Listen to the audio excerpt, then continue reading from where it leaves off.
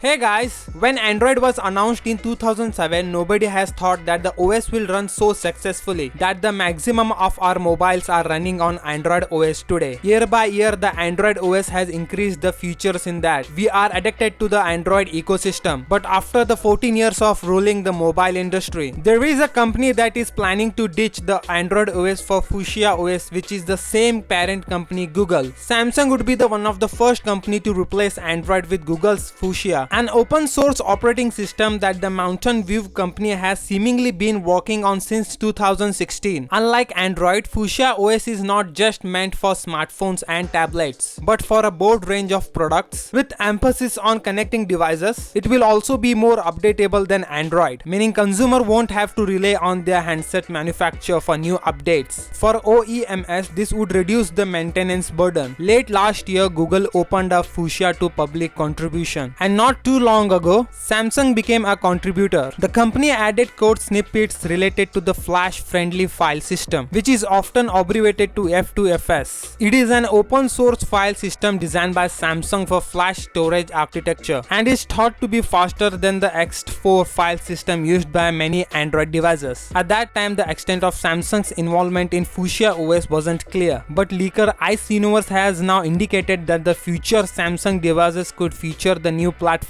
And of course, if Google decided to replace Android with the new OS, Samsung and other OEMs won't have a choice. We still don't know when Fuchsia will be ready for the prime time. The wait might not be long, as a recent Bluetooth listing showed the Nest Hub running Fuchsia 1.0. Still, it would be a while before the first commercial version is rolled out, as Google will likely only let developers try out the OS initially, since Android 12 will hang most of limelight during the forthcoming Google I/O 2021. We don't expect any update on Fuchsia during this event. What do you think about this? Let me know in the comment section. For that said, subscribe if you like, and I will see you in the next one.